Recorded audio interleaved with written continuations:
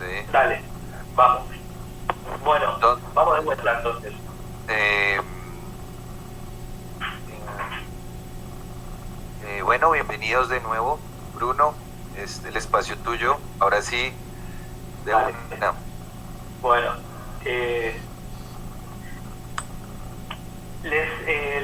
voy a repetir la cita con la que comencé, que es de una carta que le había escrito Freud a Jung, ¿no? Y le decía que Freud decía lo siguiente, ¿no? Mi querido amigo, prométame que nunca desechará la teoría sexual, es lo más importante de todo, lo más importante de todo.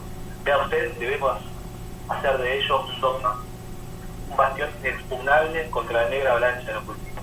Es decir, ustedes imagino que tal vez conocen el conflicto entre Jung y Freud en relación a la importancia, ¿no?, que Freud le da a lo que él llama en esta carta la teoría sexual.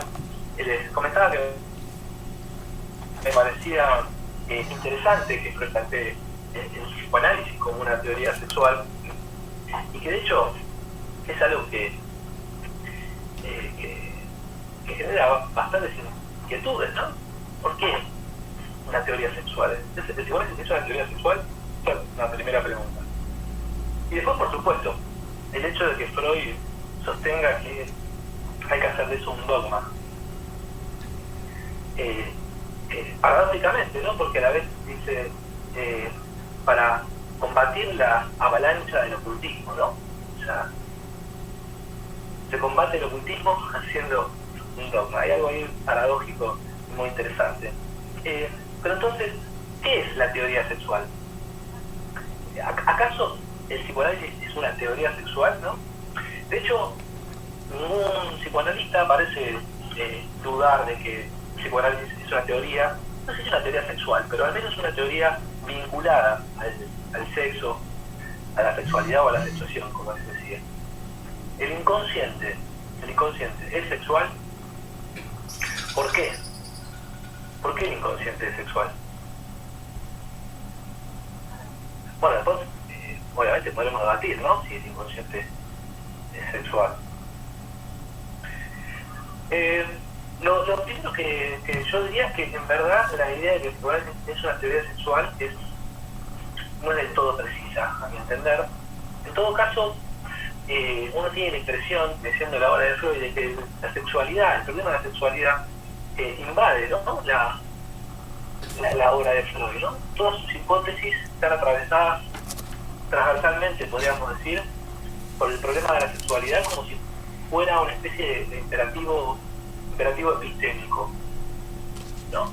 Miren, rápidamente les hago una lista de las teorías que Freud tiene vinculadas al sexo y la sexualidad. Sí, se las leo rapidito. La teoría de la seducción, la primera teoría de Freud. La teoría de la mala higiene sexual en las neurosis actuales. La teoría del conflicto entre sexualidad y moralidad en la psiconeurosis de defensa. La teoría de la sexualidad infantil, es decir, de la perversión polimorfa. La teoría de la pulsión como energía sexual. La teoría del síntoma como satisfacción sexual. La teoría del síntoma como un ensamblado entre una satisfacción sexual y fantasías sexuales, al menos una, dice Freud, al menos una fantasía sexual, ¿no?, en su texto Fantasías histéricas y su relación con la bisexualidad. El complejo de Edipo como deseos sexuales infantiles e incestuosos. El complejo de castración y la encrucijada fálica. La teoría de la neurosis como negativo de la perversión. La teoría de la evolución libidinal. La teoría de la diferencia sexual anatómica. Bueno, y podríamos seguir, ¿no? Es decir, difícilmente podamos hablar de una teoría sexual. Pero sin embargo, a pesar de esta diversidad, digamos, de teorías, yo pienso que podría dividirse las teorías sexuales en psicoanálisis en dos grandes capítulos. El primer capítulo, o sea, lo que le voy a hacer es todas estas teorías que leí así, que enumeré, yo podría ubicarse en un juego algo arbitrario, por supuesto, en dos grandes bloques. El primero es el problema de la satisfacción del síntoma. Es decir, el síntoma como una satisfacción sexual. De hecho, si hay algo francamente novedoso del psicoanálisis y que todavía hoy mantiene esa subversión, es que el psicoanálisis plantea con respecto al síntoma dos cosas fundamentales, ¿no? Una es que es una satisfacción, el síntoma explica una satisfacción, habría que preguntarse para quién o para qué o qué se satisface, ¿no? Pero implica una satisfacción sexual, agregamos. Y este capítulo, el capítulo del problema de la satisfacción del síntoma, se tramita a través de un concepto fundamental, que es el concepto de pulsión. El concepto de pulsión. Propongo llamar a este capítulo el capítulo de la sexualidad. Propongo llamarlo así en función de lo que plantea Lacan en el seminario 11, ¿no? El capítulo de la sexualidad, que se tramita a través del concepto de pulsión y que gravita alrededor del problema de la satisfacción del sí. Y el segundo capítulo es el gran capítulo de la diferencia sexual. El gran capítulo de la diferencia sexual, que se tramita a través de un concepto que es el falo. El concepto de falo. Y este capítulo podría llamarse el capítulo del sexo, o tal vez de la sexuación. Y acá viene mi primera hipótesis. Mi primera hipótesis es que el segundo capítulo, es decir, el de la diferencia sexual, es en cierto modo la contrasubversión del primer capítulo, del capítulo de la pulsión. ¿Qué es lo que planteo que la idea de la pulsión en Freud es una idea francamente subversiva, ahora voy a explicar por qué, y que el capítulo de la diferencia sexual es la contrasubversión. Para plantear algo así es porque creo, que es mi modo de leer a Freud, creo que la obra de Freud, como cualquier obra que tenga la importancia que tiene la obra de Freud, es una obra que cambió el pensamiento contemporáneo en su totalidad, en la filosofía, la antropología, la sociología, la literatura, el modo de pensar de la gente en general, no puede dejar de ser una obra contradictoria. Quiero decir, hay algo que va más allá de la pluma freudiana, que es el genio de Freud. Estoy separando el genio de Freud el tipo. Algo así como que me parece que es bastante lógico, que es imposible sostener que alguien vaya más allá de su propio genio, por decirlo de este modo, ¿no? Ahora me voy a explicar lo que estoy diciendo.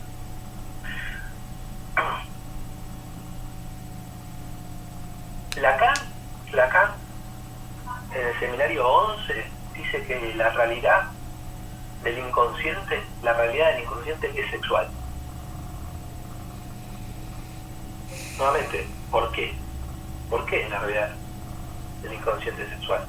Y fíjense lo que dice Lacan en el seminario 11. Dice, la cuestión, la realidad sexual del inconsciente, es de un acceso tan difícil que quizá no podemos aclararla más que considerando la historia.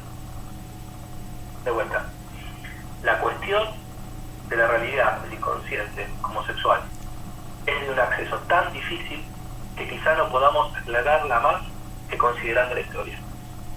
Dicho esto, pego un volantazo y me voy a 1976, es decir, al año que se publica La historia de la sexualidad, tomo 1 de Foucault. Este libro es un libro, a mi entender, importantísimo, desestimado, veo yo, por el mundo del psicoanálisis, en cierto modo considerado como una especie de panfleto contra el psicoanálisis. Entiendo que es un modo muy pobre de leerlo. En ese libro, según entiendo, Foucault hace una de las críticas más importantes que se hicieron al psicoanálisis. En verdad se trata de una doble crítica, ¿no? Una crítica política A ver, espérenme un segundito. Espérenme.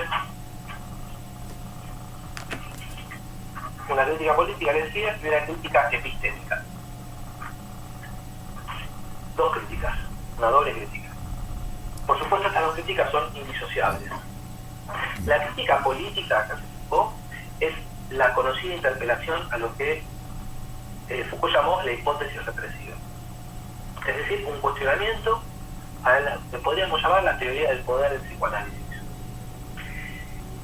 Y la segunda crítica es sobre el lugar de la historia para el psicoanálisis. La idea de Foucault, en muy pocas palabras, muy sintéticamente, es la siguiente, ¿no? Si bien se creyó, esta es la idea de Foucault, si bien se creyó que a partir del siglo XVII se sufrió de modo exponencial una censura sobre los discursos del deseo, una represión sobre el sexo, un poder limitante de nuestra condición sexual, dice Foucault, en verdad, precisamente desde ese momento los discursos sobre el sexo no dejaron de proliferar, la comprensión de la carne no ha dejado de crecer, ¿no? El sexo fue perseguido hasta sus ramificaciones más íntimas. Y es justamente ahí donde reside la eficacia del poder, ¿no? Es decir, en hacernos creer que en la verdad del sexo encontraremos la esencia de nuestro ser. En la verdad del sexo encontraremos la esencia de nuestro ser. Y que por lo tanto, si la verdad de nuestro ser está en el sexo, debemos decirlo todo respecto a nuestra condición sexuada para poder acceder a quienes realmente somos. Es decir, el éxito de los dispositivos del poder no se basa entonces en su capacidad de silenciarnos, en su capacidad de censurarnos, en su capacidad de reprimirnos, sino justamente en su capacidad productiva, en hacernos hablar, en hacernos actuar, en hacernos ser. Lo que les propongo entonces, siguiendo a Foucault, es que desde el siglo, a partir del siglo XVII, siglo XVIII, cierto matiz ahí en Foucault, el sexo fue elevado a la condición de fundamento ontológico. O sea, nuestra esencia sería sobre todas las cosas sexual. Voy a volver sobre este tema, pero me parece clave. Es decir, uno podría preguntarse de este modo. La pregunta de quién soy, ¿no? La pregunta existencial. ¿Qué soy para el deseo del otro? La pregunta de qué hago acá, ¿no? Esa pregunta tan existencial propia de alguien moderno. Imagínense a alguien, o un medieval preguntándose qué hago acá, ¿no? No, las preguntas que calan en lo que respecta a nuestra identidad gravitaron en torno al sexo. Se buscaba la verdad en el sexo. Y no solamente la verdad en el sexo, sino se buscaba el verdadero sexo. ¿Por qué? Esto está en un texto espectacular de Foucault que se llama El verdadero sexo. Lo pueden leer en el libro Sexualidad y Política, por ejemplo. Está en otros libros también, algunos artículos se repiten.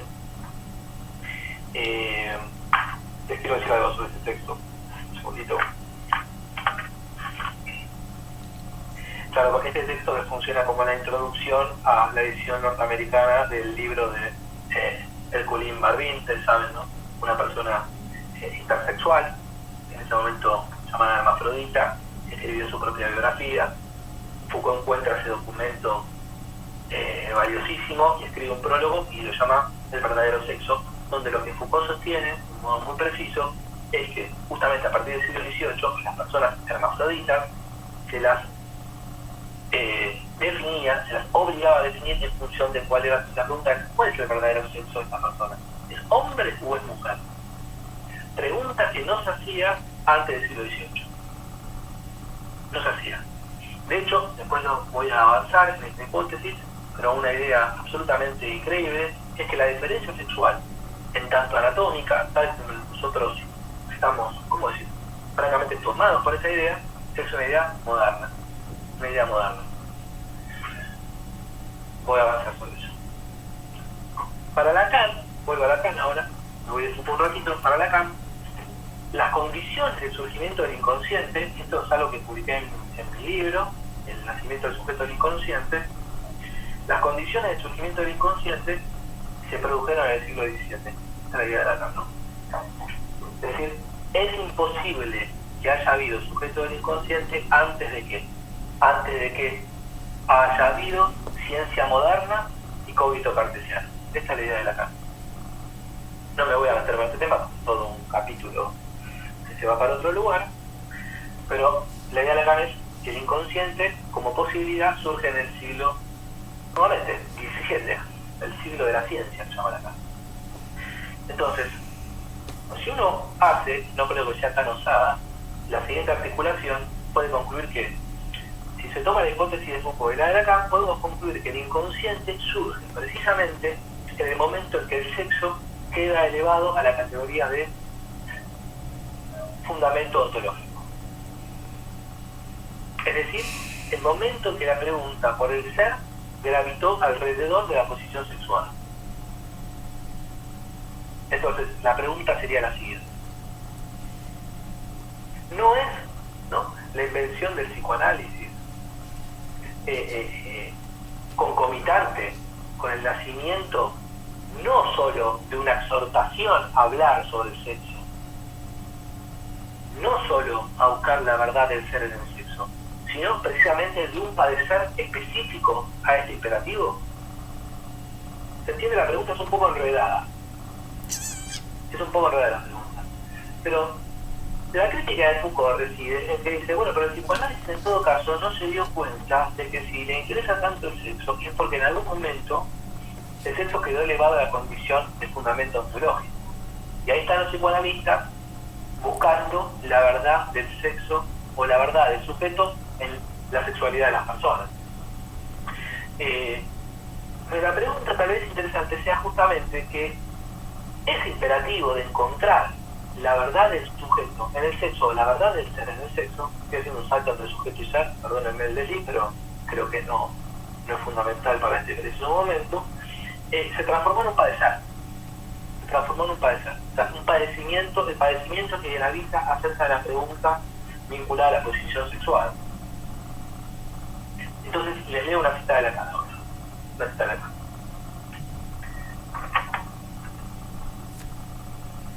Dice Lacan, en Origen, creo que se llama Lugar, Origen y Fin de mi Enseñanza, el texto. Dice Lacan, se podría pensar que debe haber habido una razón para que la sexualidad haya asumido una vez la función de la verdad. Ahí está. Bien. Se podría pensar que debe haber habido una razón para que la sexualidad haya asumido una vez la función de la verdad. Y además, si la asumió una vez, la conserva. La sexualidad agujerea la verdad. La sexualidad es justamente el terreno, si puedo decirlo así, en que no se sabe con qué pie bailar a propósito de la verdad. ¿Se dan cuenta la idea de acá, no? La pregunta de la verdad, por la verdad, por supuesto que la psicoanálisis es una verdad subjetiva, gravita en torno entonces a la sexualidad. Uno se pregunta, dice Lacan, en esta relación, cuando se es un hombre, por ejemplo, si se es verdaderamente un hombre. O para una mujer, si es verdaderamente una mujer. No solo se lo pregunta el partener, sino cada uno mismo se lo pregunta. Y esto cuenta para todo el mundo y cuenta de inmediato. Es espectacular esta idea, ¿no? Me parece que es espectacular. Quiero decir, pareciera que el punto en donde nuestra identidad echa raíces es en el punto de nuestra posición sexuada, ¿no? Y el punto donde la identidad echa raíces en la posición sexual donde surge la pregunta. Por ejemplo, ¿qué es ser una mujer? ¿No es acaso esa la pregunta histérica para Lacan? La pregunta histérica para Lacan es esa, ¿qué es ser una mujer? De hecho, es una inquietud, uno podría decirlo así, absolutamente comprensible, lógica, ¿no? en un mundo donde estallaron las identidades, ¿no? Y se buscaron las respuestas en la posición sexual. Hago un punto acá, un punto aparte. Les decía que la pulsión es la subversión freudiana con respecto al sexo, ¿no? Y les decía que la contrasubversión es la diferencia sexual. Pero más específicamente, la contrasubversión no es meramente la diferencia sexual, sino los factores que derivan en la diferencia sexual. O sea, los factores que funcionan como condicionantes para la aparición de la diferencia sexual, que son dos: la evolución libidinal y el complejo de Edipo y el complejo de castración. Para Freud, la diferencia sexual se establece en función de dos factores: la evolución libidinal y el complejo de Edipo y el complejo de castración. Freud nace en el siglo XIX, nace en 1856. O sea, que es el momento del pleno desarrollo, ¿no?, de la medicina anatomopatológica. Es el momento donde se abren los cadáveres, ¿no?, donde se buscan las sedes físicas, de las enfermedades.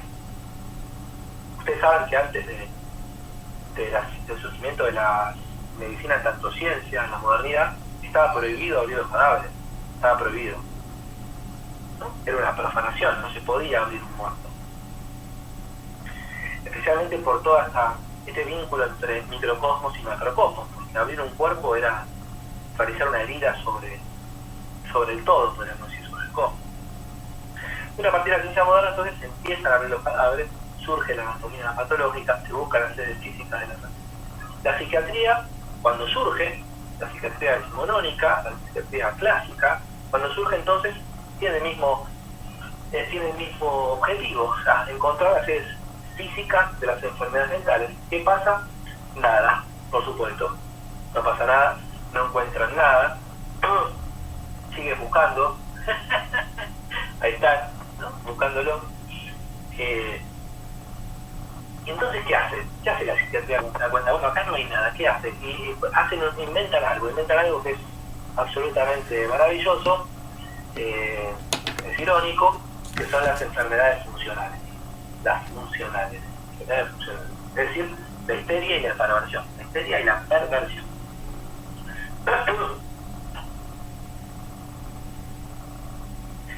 Voy a hablar de la perversión. La perversión es la enfermedad de una función, una enfermedad funcional. Se dan cuenta que si no hay sedes físicas, se buscan las fallas de las funciones. Por ejemplo, la función alimenticia, ¿no? Es una función. ¿Cuál es la falla de la perversión? ¿Qué función falla en la perversión? Falla el instinto sexual.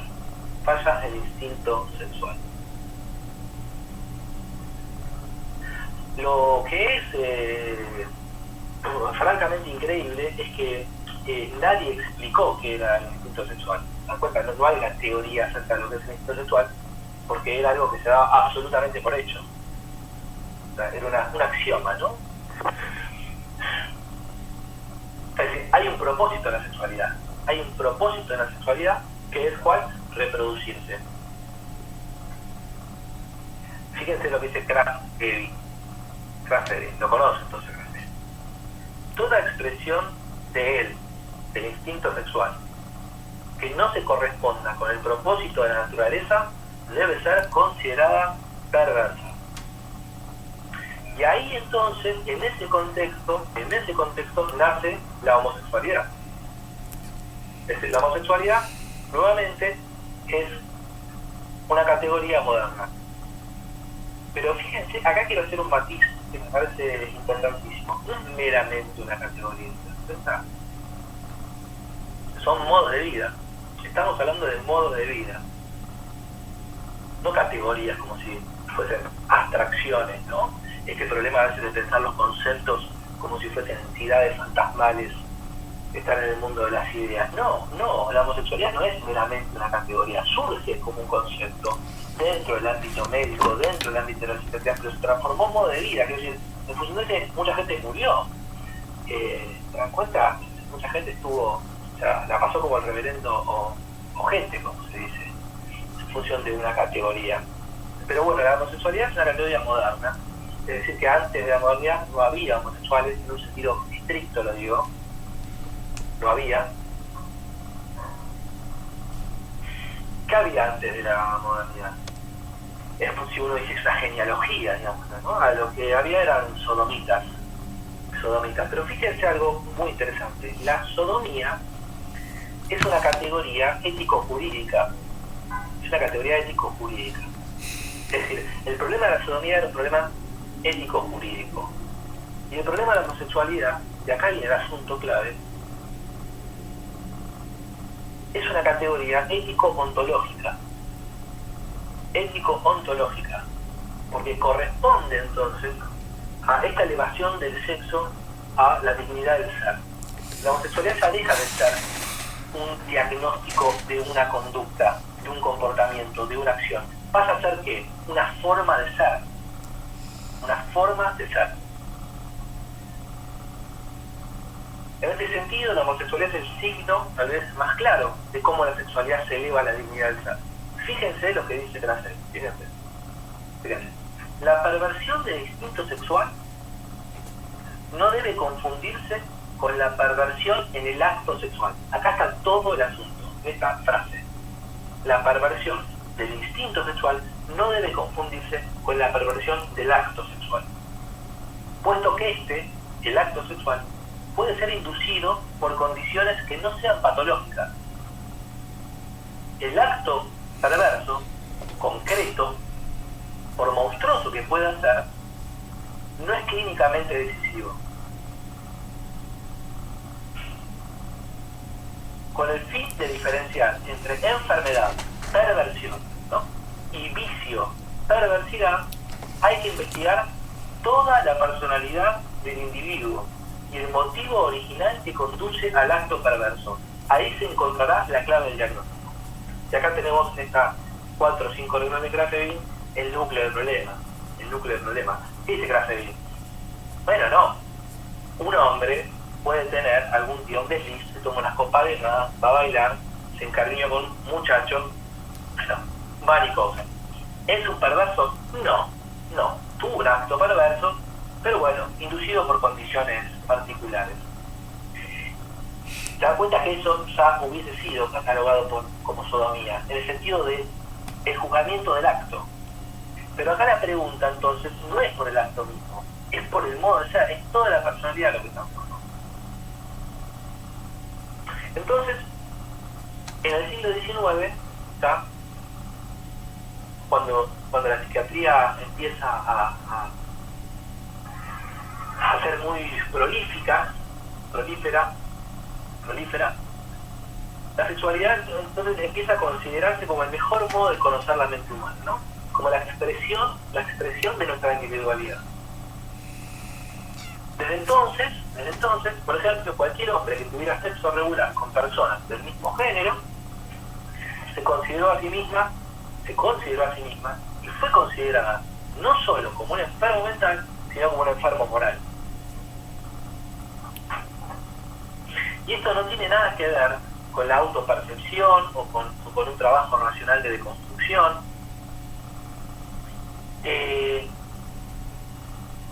Porque la homosexualidad como concepto, digamos, psiquiátrico del siglo XIX se transformó, como decía antes, en modos de pensar, en modo de actuar y en modo de sentir.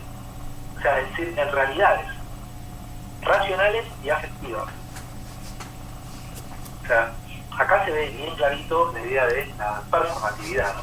Se ve bien claro, cómo un concepto genera realidades, modifica el mundo.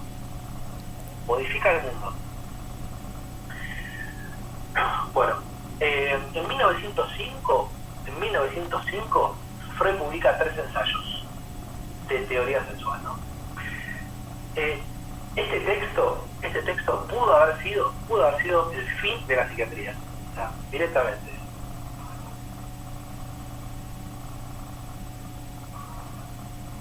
Pudo haber sido no solamente el fin de la psiquiatría, sino el fin de cualquier conocimiento de la naturaleza sexual. Ahí se pudo haber acabado todo, ¿no? Pero bueno, no corrió esa suerte. ¿Por qué no corrió esa suerte? Bueno, al principio porque me imagino yo que nadie estaba preparado para escuchar semejante idea.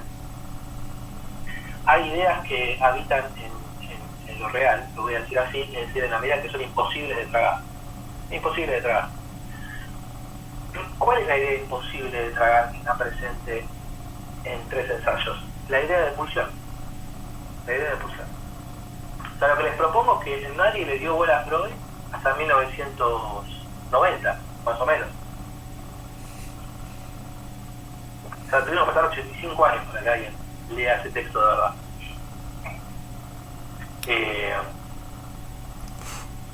No sé si esto les parece creíble, pero fíjense que lo que dice Freud ahí es lo siguiente. Dice, apenas una arranca el texto de las 4 o 5 páginas, Freud dice,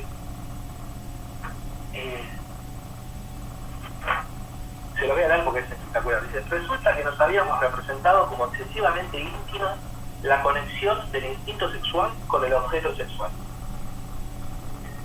La experiencia adquirida en la observación de aquellos casos que consideramos anormales nos enseña que entre el instinto sexual y el objeto sexual existe una soldadura cuya percepción puede escaparnos en la vida sexual normal, en la cual el instinto parece traer consigo el objeto.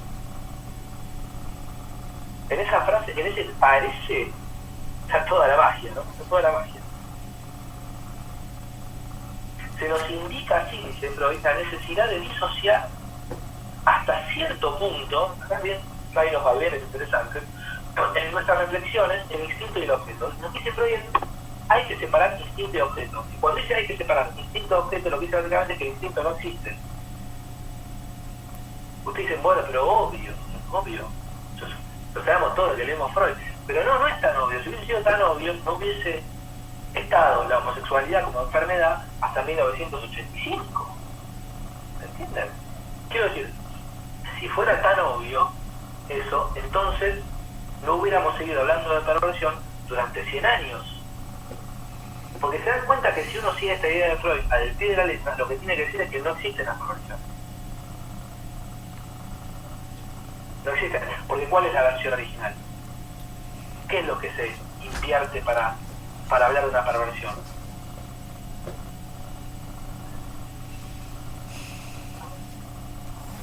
Sin embargo, unas páginas después, Freud habla de, por ejemplo, la prevención de la homosexualidad, ¿no? Se habla de la prevención de la homosexualidad. Ese texto es una cosa increíble lo que pasa ahí. De hecho, en una nota al pie que Freud agrega en 1915, Freud dice algo también, resulta, esta cita es fantástica. Escuchen esto, acá creo que está también cierto núcleo del problema, ¿no? Dice Freud, el psicoanálisis considera que lo originario a partir de lo cual se desarrollan luego, por restricción a un lado u otro lado, tanto el tipo normal como el invertido, es la independencia de la elección del objeto respecto del sexo del último. ¿Están teniendo la idea que había dicho el año 1905? Es decir, dice Freud, la posibilidad abierta de disponer de objetos tanto masculinos como femeninos, tal como se puede observar, escuchen esto, subrayen, tal como se puede observar en la infancia y en épocas prehistóricas. ¿Se dan cuenta de la equivalencia que hace Freud entre infancia y épocas prehistóricas? Es decir, ya nos caímos de lleno en el problema de la evolución, ya estamos de lleno en el problema de la evolución, estamos de lleno ahí. En el sentido del psicoanálisis, avance con la cita, entonces, ni siquiera el interés sexual exclusivo del hombre por la mujer es algo obvio, sino un problema que requiere esclarecimiento. Escuchen cómo termina. Respecto del cual cabe suponer una atracción en el fondo de carácter químico. No sé si se quieren matar, ¿eh? Vos van en 150 kilómetros por la ruta muy perfecta, así, ¿no? Y de repente pegan un volantazo y se la dan contra la banquita. No tiene esa sensación cuando está leyendo esa cita, ¿no? Entonces dice, el psicoanálisis plantea entonces que entre la pulsión y el objeto no hay nada al principio que los mantenga unidos. De hecho, las relaciones entre el hombre y la mujer debieran ser esclarecidas, que no porque no hay nada natural que los une, pero sin embargo cabe suponer una atracción en el fondo química. ¿Se dan cuenta ahí la contradicción, ¿no? La que habita Freud. Bueno.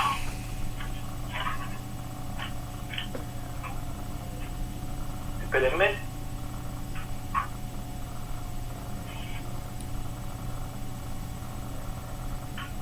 Entonces, dicho esto, lo que hace Freud es absolutamente fantástico, que es convertir a la perversión, que era para la psiquiatría una enfermedad mental vinculada entonces a una falla del instinto sexual, en una categoría antropológica. Antropológica. ¿Qué significa que convierte la perversión en una categoría antropológica? Es decir, que lo que dice Freud es que todo el mundo es perverso.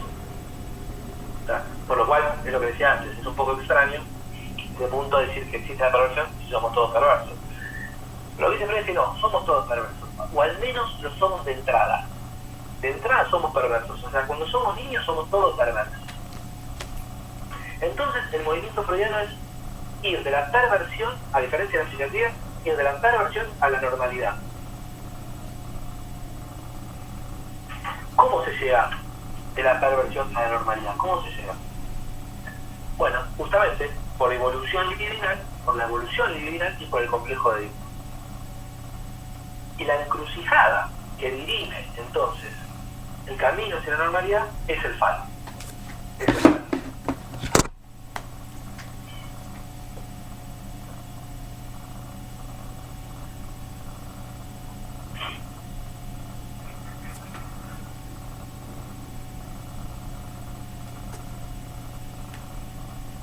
De hecho, lo que dice Freud es que en un inicio no hay masculinidad y feminidad.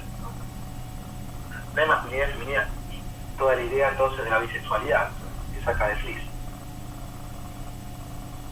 Es decir, para Freud se va de una bisexualidad a una monosexualidad, se va de una bisexualidad a la heterosexualidad y se pasa de la perversión a la normalidad. ¿En función de qué? Como les digo, de la evolución libidinal y del complejo de Edipo y el complejo de tentación.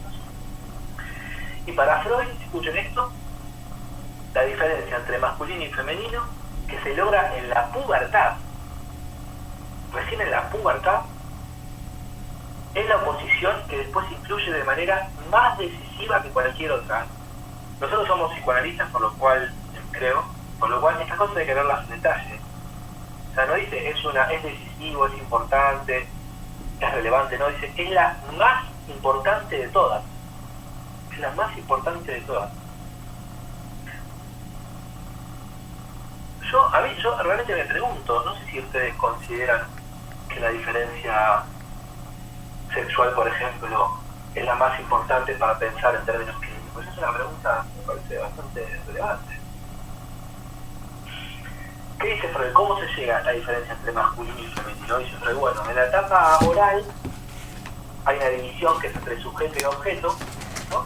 Entre sujeto y objeto. En la sádico-anal hay una diferencia entre activo y pasivo, y en la fálica hay una diferencia entre fálico y castrado. ¿Me siguen, no? Con esto.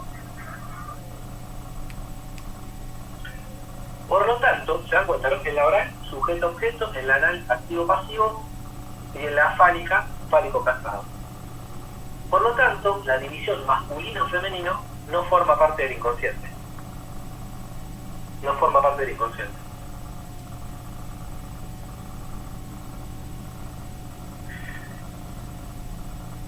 Y de hecho la encrucijada en la evolución libidinal es la etapa fálica. ¿Pero por qué es tan importante la etapa fálica?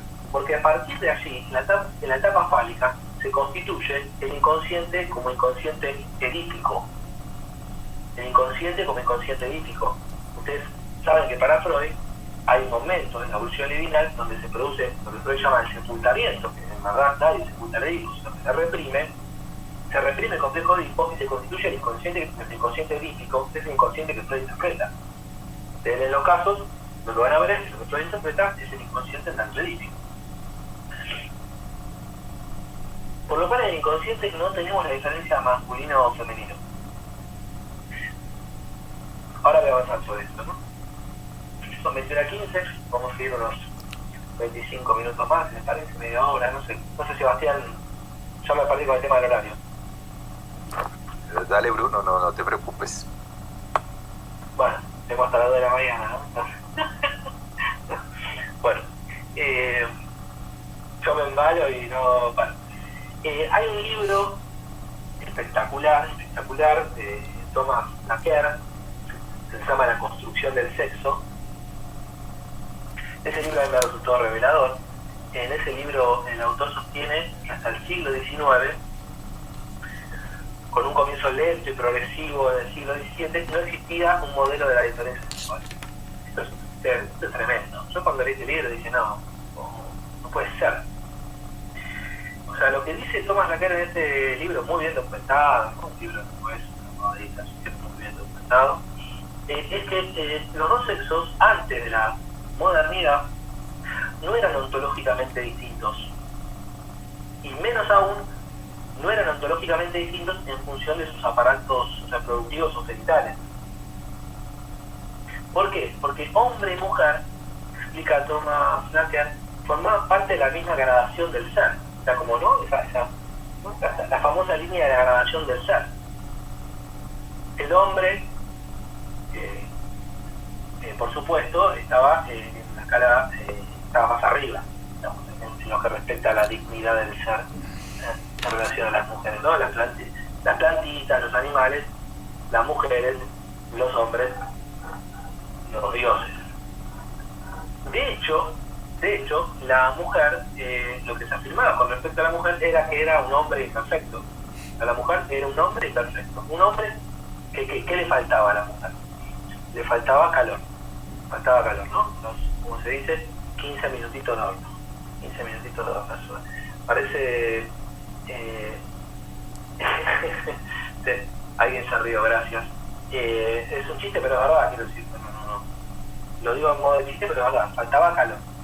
De hecho, lo que explica Thomas Laqueur es que en los dibujos anatómicos de los órganos genitales, el aparato reproductivo de los hombres y mujeres, la mujer no era más ni menos que un hombre invertido. Si ustedes ven todos los dibujos de la anatomía sexual antes de la modernidad, lo que se ve es que el aparato reproductivo masculino era igual que la mujer, pero al revés. Y justamente la falta de calor hacía que eso no saliera para afuera. ¿Se entiende? De hecho, se sostenía, y hay muchos documentos biográficos que lo sostienen, que una mujer que tuviese un carácter masculino, por decirlo de algún modo, es decir, que adquiriera el calor masculino, le podía llegar a salir un pene.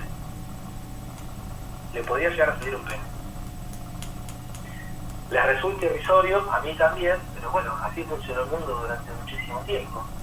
Y de hecho, no solamente así funcionó el mundo, sino que para Freud esta es una teoría clave, es una teoría que nos determina psíquicamente.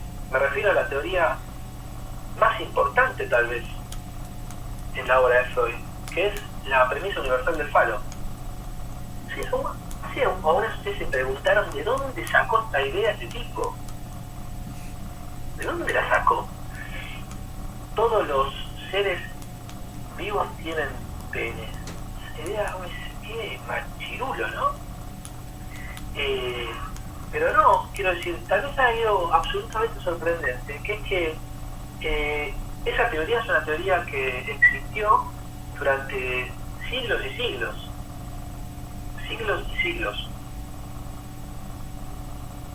O sea, la idea de que la mujer tenía un pene invisible. Freud, le leo. En el apogeo del proceso de desarrollo de la sexualidad infantil, el interés por los genitales y el placer genital cobran una significatividad dominante. El carácter principal de esta organización genital infantil es al mismo tiempo su diferencia respecto a la organización genital del adulto. Es decir, en el niño también hay una organización genital, ¿no? Es decir, hay un orden vinculado a la genitalidad. Pero la diferencia es que en la organización genital infantil desempeña un papel fundamental, un genital que es, por supuesto, el masculino. Por lo tanto, no hay una primacía del genital, sino una primacía del falo, la primacía del falo. Bueno, ahí dice Freud, por desdicha, acá dice algo increíble, que es que por desdicha solo podemos describir esto respecto del varoncito y carecemos de una intervención de los procesos correspondientes en la niña. O sea que es increíble que el tipo tiene una idea semejante y diga, bueno, pero eso solamente lo vemos en los niños. Por lo cual uno podría pensar, bueno, ahora voy a esto, vale. Entonces, el falo, por supuesto, no es el pene, está claro, sino algo mucho más interesante, que es un supuesto. Es un supuesto. ¿Está? Un supuesto que dice que todo el mundo, el universo entero, tiene genital masculino. O sea, la fase fálica es una teoría. Es una teoría sexual mítica que se enfrenta ¿contra qué? ¿Contra qué se enfrenta esa teoría sexual mítica? Freud dice se enfrenta contra la anatomía. Contra un hecho dado. Es que los hombres tienen pene y las mujeres no tienen pene. Lo digo así a propósito, ¿no? Pero lo que no se da cuenta Freud, en verdad, es que la diferencia sexual anatómica no es un hecho. O mejor dicho, es un hecho, pero es un hecho solamente concebible en función de una teoría.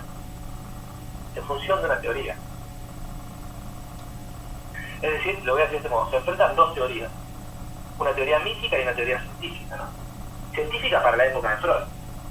Para nosotros, por supuesto, ya la diferencia anatómica en términos científicos no es muy relevante. De hecho, se piensa la diferencia sexual en términos más bien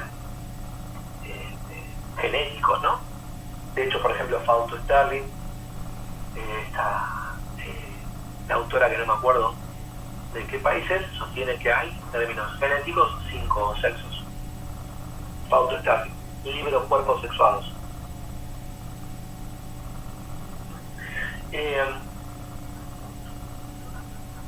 Entonces, ¿por qué el varoncito presupone, en términos freudianos, que todos los seres vivos tienen un genital parecido al suyo? ¿Se trata de una especie de supuesto de mismidad, quiero decir, una especie de proyección, ¿no? O así como yo tengo, lo tienen que tener todos? Eso obviamente que no es así. El motivo por el cual el niño y aparentemente la niña sostienen que todos tienen pene es porque el pene es, esto para discutirlo por supuesto, sinceramente en la obra de Freud, y después vamos a pensar cuál es el valor de todo esto, el pene es el elemento con más valor de todo el mundo. Es lo más importante de todo. Es más importante que la madre. ¿Se dan cuenta? Es tan importante que el niño abandona su deseo incestuoso dirigido hacia la madre para conservar el pene. Eso es lo más importante. Es lo más importante.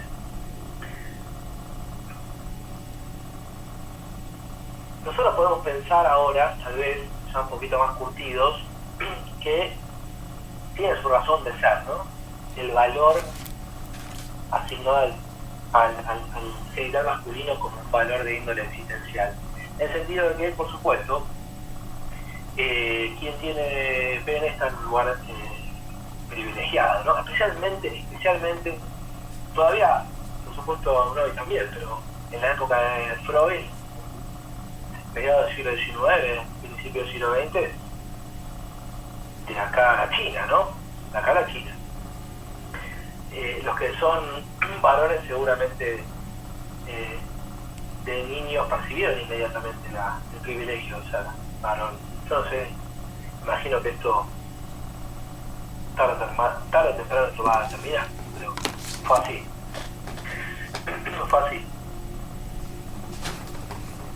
Pero al mismo tiempo, sostener que todo el universo tiene pene no es una idea tan loca, un delirio freudiano, podemos decir, o algo que Freud sacó porque escuchó a 4 o 5 niños. ¿De dónde lo sacó? Sino que, investigando un poco, uno puede decir que es una teoría que se sostuvo durante más de 20 siglos. Por lo cual, hay algo ahí muy interesante. Bueno, ¿qué hace el niño con esto? ¿Qué hace el niño? El niño desmiente, dice Freud. Desmiente la falta de pene en la mujer. Esto para mí es espectacular. Esta idea de Freud es espectacular, y de hecho yo diría que es la idea epistemológica más relevante, que es que, claro, lo que dice Freud cuando dice que el niño desmiente es que la percepción nunca puede ser fuente de conocimiento en la medida en que un supuesto divinizado lo impide. ¿Se entiende? Para mí es tan importante tener pene que no puedo observar, no puedo ver que otro no lo tiene. No lo puedo ver. O sea, te das cuenta que siempre es que hay teorías que nuevamente no son meras abstracciones, son teorías que en donde se nos va la vida, ¿no? Nos impiden ver cosas, se impiden ver cosas. Pero ¿qué hace el niño? Entonces primero ve y dice, no, ahí hay un pene. O sea, se inventa que vemos. Luego, ¿qué hace? Luego crea un subterfugio teórico, algo que hacemos los investigadores en general, que es que dice, bueno, no lo tiene, pero ya le va a crecer. ¿Se dan cuenta? Intenta acomodar su teoría como sea. Pero cuando la teoría empieza a fallar, dice, bueno, ya va a crecer. De alguna forma que tiene que funcionar. Y por último, saca una falsa conclusión.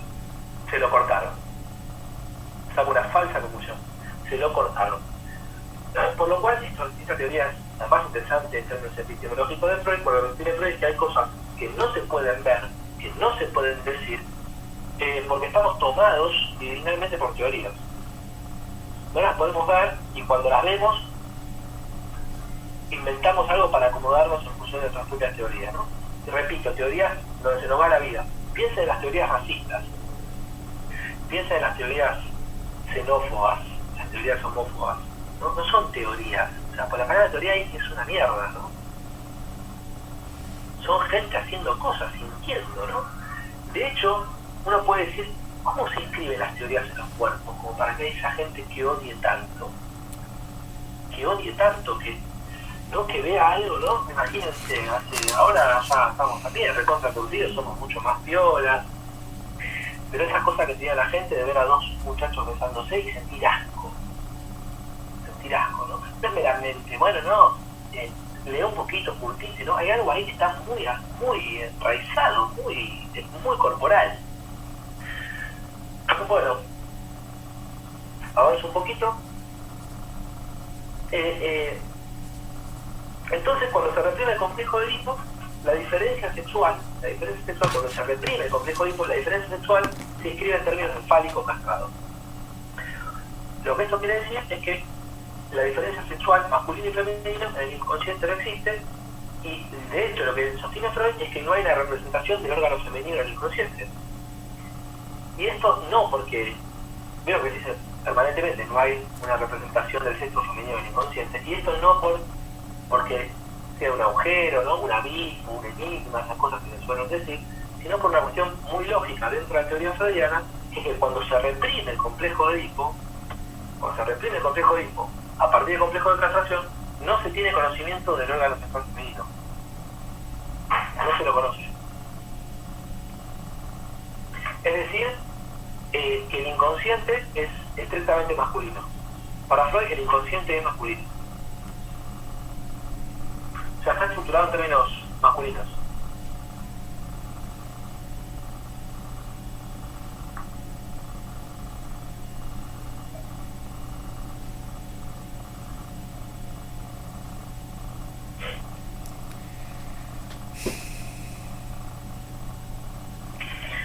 Y después está esta idea de Freud, ¿no? De que, claro, que la anatomía es el destino. Que la anatomía es el destino. Escuchen.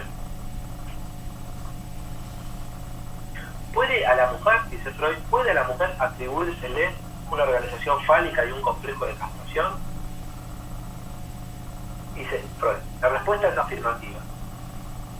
Pero las cosas no pueden suceder de igual manera que en el varón. La exigencia feminista de igualdad entre los sexos no tiene aquí mucha vigencia. La diferencia morfológica tiene que exteriorizarse en diversidad del desarrollo psíquico. Parafraseando la sentencia de Napoleón, la anatomía es el destino. Entonces la niña no desmiente, ¿no? Acá hay algo interesante, que después el niño desmiente. No ve, hace un subterfugio teórico, saca una falsa conclusión, da mil vueltas. La niña, ¿qué hace? La niña no desmiente, la niña inmediatamente se da cuenta que no tiene pene. ¿Y qué quiere? Quiere tener uno, dice Freud. Quiere tener uno. Es decir, que lo envidia, ¿no? Resigna el deseo de pene para reemplazarlo por el deseo de un hijo. Y escuchen esto, porque esto es increíble. Y con este propósito toma al padre como objeto de amor. O sea, la inversión del complejo de Edipo, que para Freud la madre es un objeto primario tanto para el varón como para la nena, pero ¿cómo es que la nena pasa al padre? No pasa al padre porque el padre le guste, le parezca atractivo, porque tiene buenas dotes. No, pasa al padre porque el padre le puede dar un hijo. Es decir, para Freud, a mí esto también me llama poderosamente la atención, la heterosexualidad femenina es un medio para un fin, que es tener hijos. Es una cosa increíble. Estoy leyendo Freud, no es que son cosas que se me ocurren a mí. De vuelta, la niña desea un hijo para reemplazarlo por el pene, y con este propósito toma el padre. No es que toma el padre y entonces el padre le puede dar hijos, no. Busca al padre porque le puede dar hijos. Es decir, para Freud la heterosexualidad femenina es una excusa para tener hijos. Es decir, fíjense que de este modo Freud considera, porque acá hay problemas claves donde yo quiero también llegar, que todavía no lo dije, es que ustedes, yo no sé, cuando yo leo esto ustedes lo consideran un delirio total, una teoría de alguien que está sesgado por su, en algún punto, con ideas machistas, etc.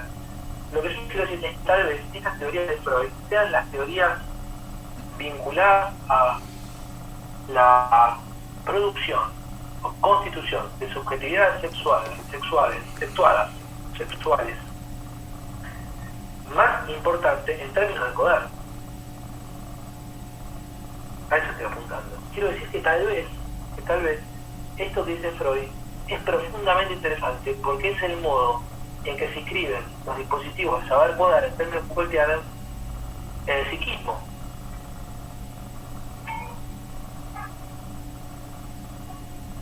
Lo que estoy diciendo tampoco es una idea mía.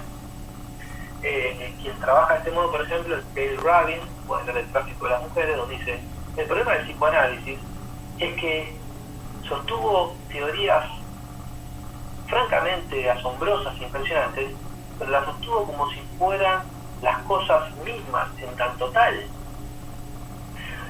Por ejemplo, cuando Freud sostiene que se produce este cambio de objeto en la mujer en función de buscar al padre para tener un hijo, lo que Freud considera que así son las cosas, son así, fueron así y serán así. Es decir, en algún punto, sin saber, lo que hace Freud es reproducir el cuerpo femenino, por supuesto, en tanto cuerpo reproductivo. Y nuevamente, ustedes dirán, pero esa idea, Bruno, ya la escuchamos, me dicen, bueno, pero acá en Argentina todavía estamos discutiendo la ley del aborto, ¿te das cuenta? O sea, no es que estamos tan curtidos.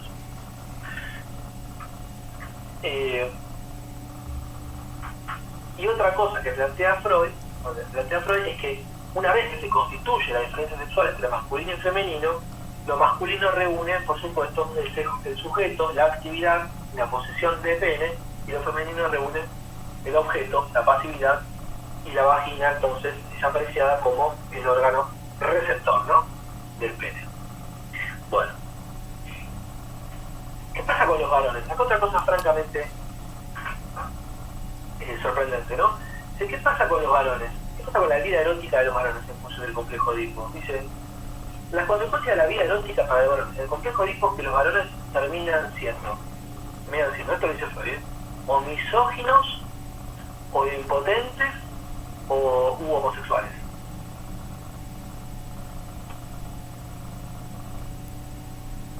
Y a la vez implica una división tajante entre el deseo y el amor, ¿no? Es decir, un varón solo puede desear en la medida en que se produce esta degradación. ¿Se entiende por qué la misoginia? Para Freud? O la impotencia. Porque lo que no se tolera es la castración. No se tolera la castración. Entonces la castración es vivida en el inconsciente. Se lee a la mujer en función entonces del inconsciente como un ser inferior. Sí, castrado. Porque en el inconsciente las mujeres son seres castrados.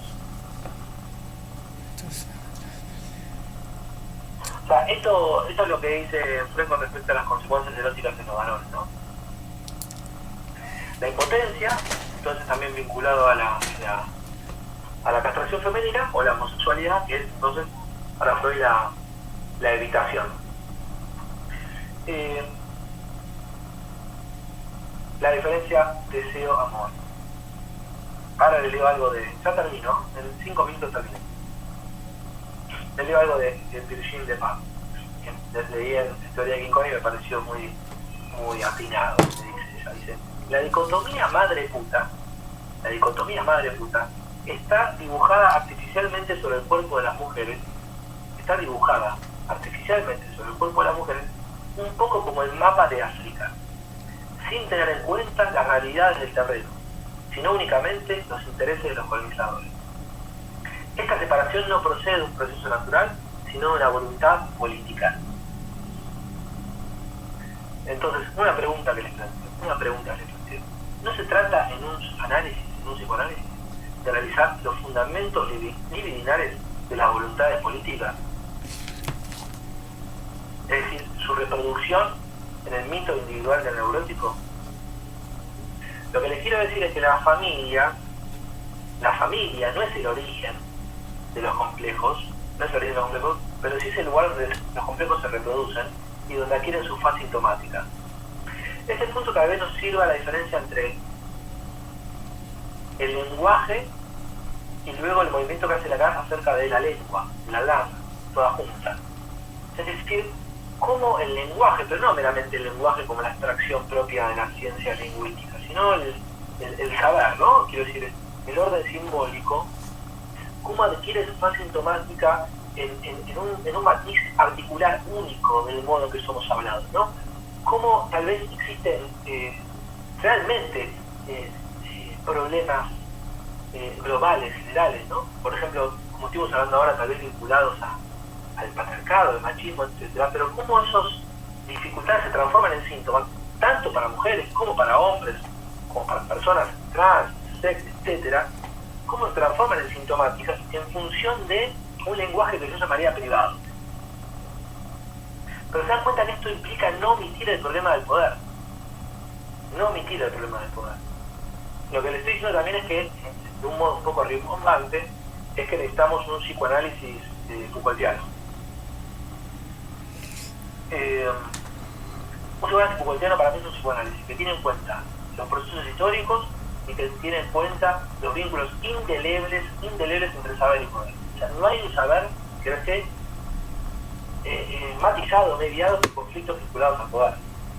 Es decir, a fuerzas que gobiernan conductas.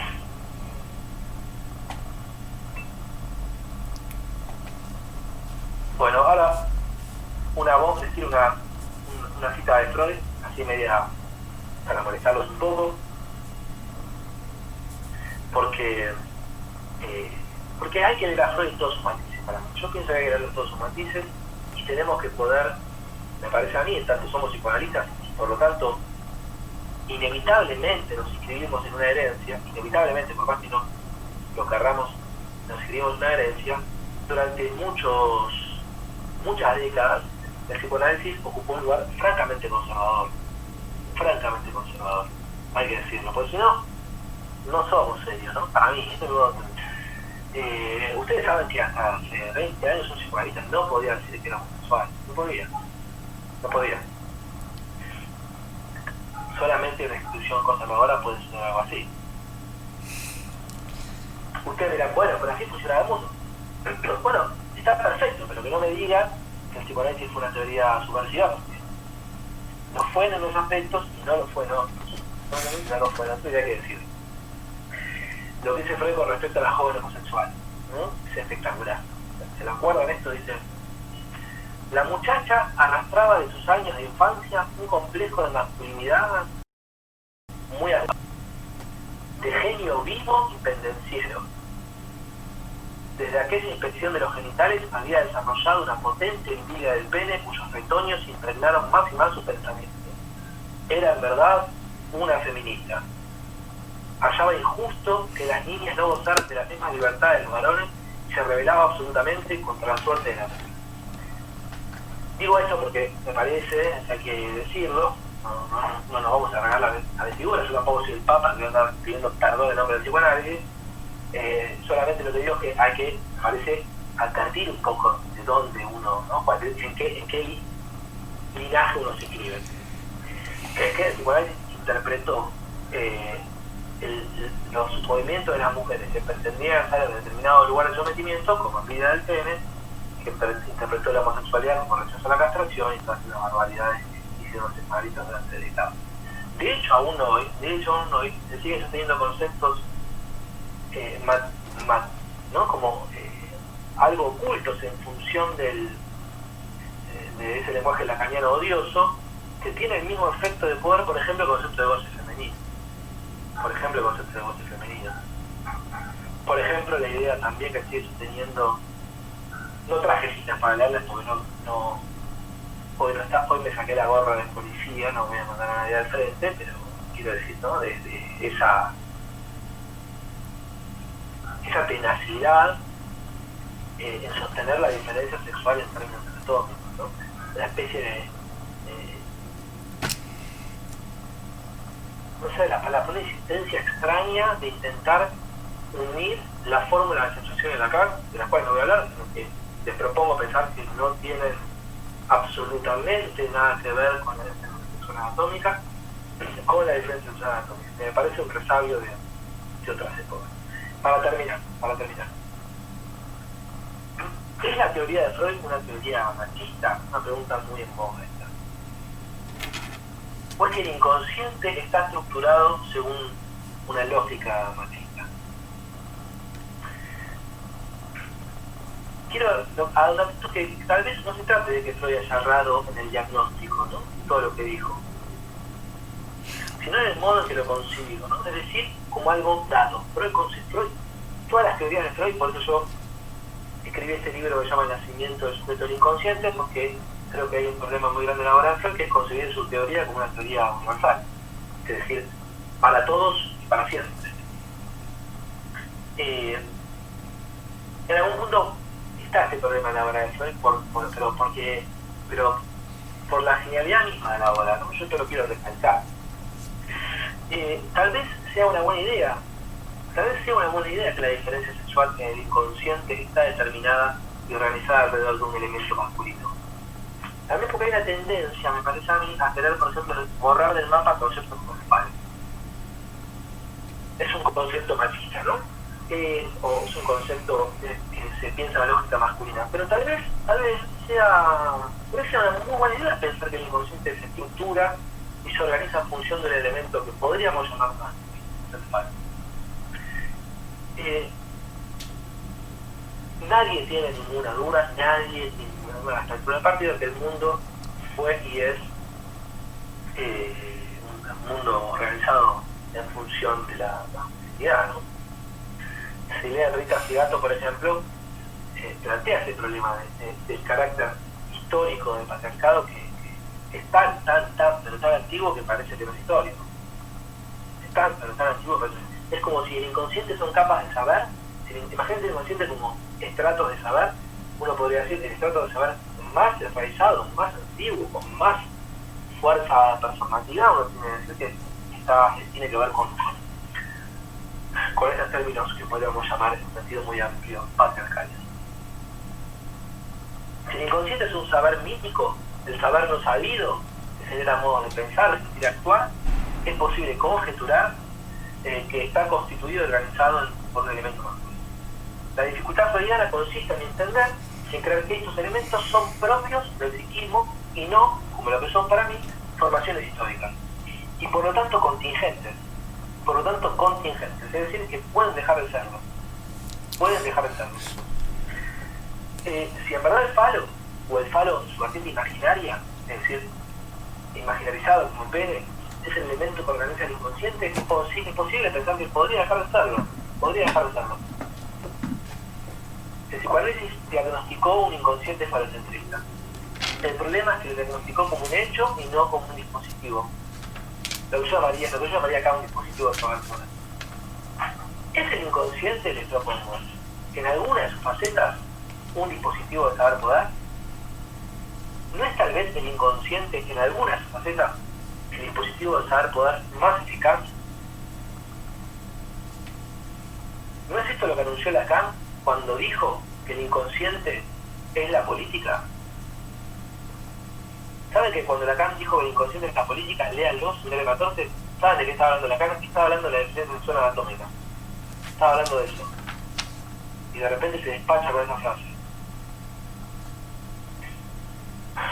¿No es el inconsciente como discurso del amo, tal vez, una perspectiva que nos permita leer el inconsciente como un dispositivo de saber poder? Bueno, esto es lo que tenía para exponer. Como les decía, no es la primera vez que expongo estas ideas, pero me interesa exponerlas porque tal vez alguno creo que puede generar una conversación, al menos un debate. Así que bueno, les doy la palabra. Gracias, Bruno. Te agradezco mucho la comprensión con el suceso de ahorita. Yo tengo varias preguntas. Si gustan, pues vayanlas pensando y ahorita abrimos un espacio para que logremos interactuar con Bruno.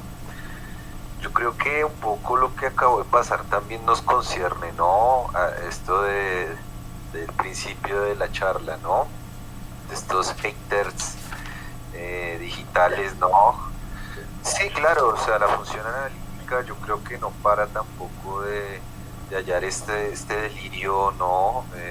Que es producto también de la cultura, ¿no? Es un proceso también concreto político que a mi concepto también nos concierne, ¿no? Pensarlo y repensarlo y también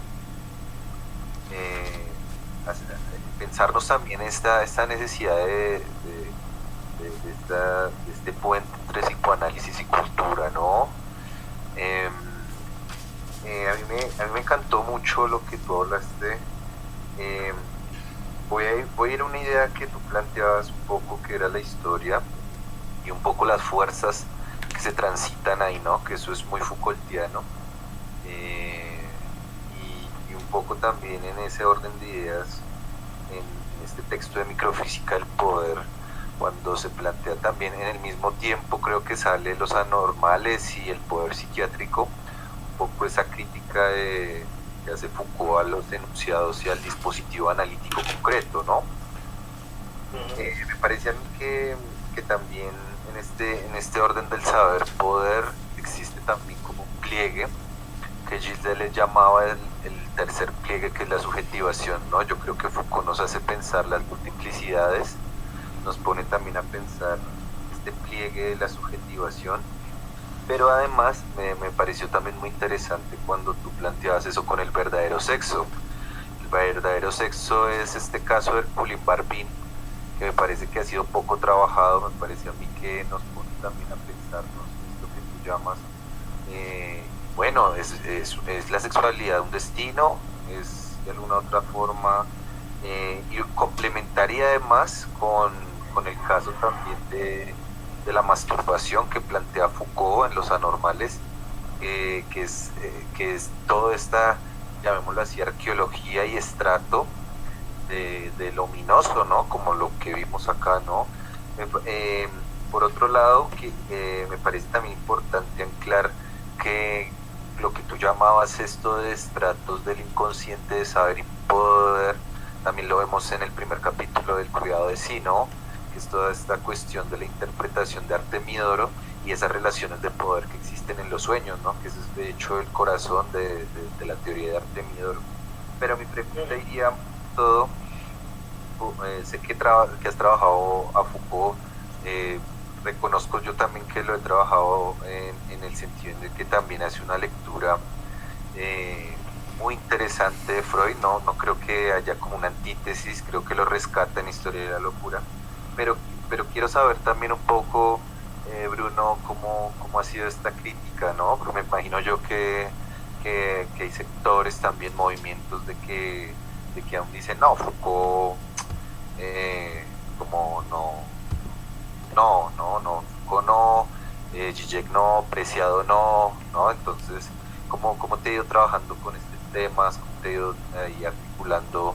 Que me parece que es muy interesante. Bueno, gracias Sebastián, nuevamente por la invitación y por el comentario. Acá estamos discutiendo mucho, está discutiendo mucho ahora, 25 años más tarde, ¿no? Como siempre llegamos un poquito tarde, porque siempre los libros, como decían, nos disputan.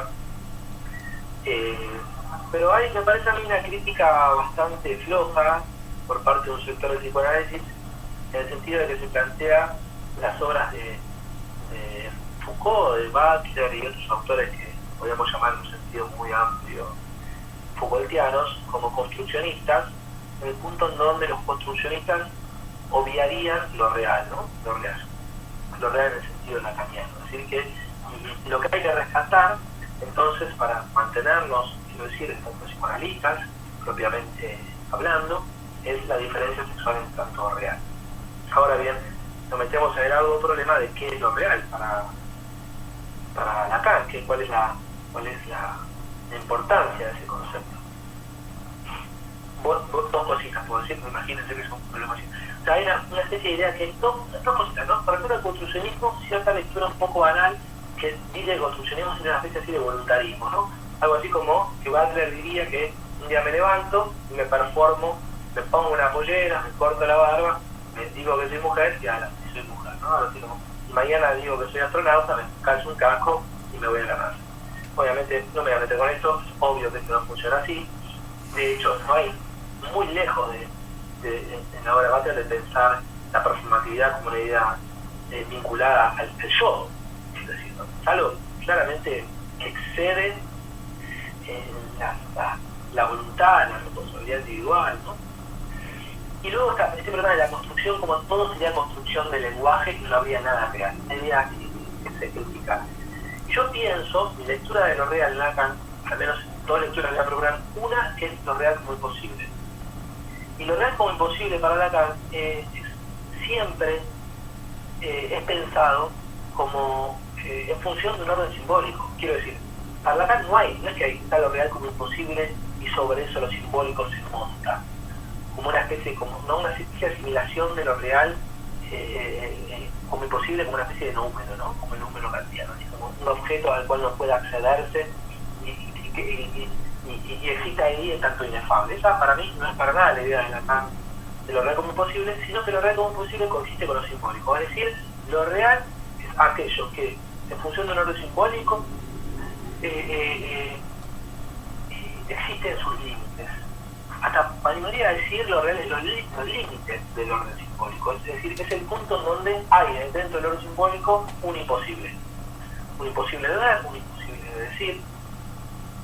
Eso podría justificarlo en el sentido más banal del término, haciendo citas de Lacan, pero no sé si vale la pena, pero me parece que lo real en ese punto es indisociable del orden simbólico. Y en ese sentido creo que hay algo que podríamos pensar en el sentido Foucaultiano de lo real, que es justamente los límites propios de una episteme, diría yo, ¿no? Es decir, cómo una episteme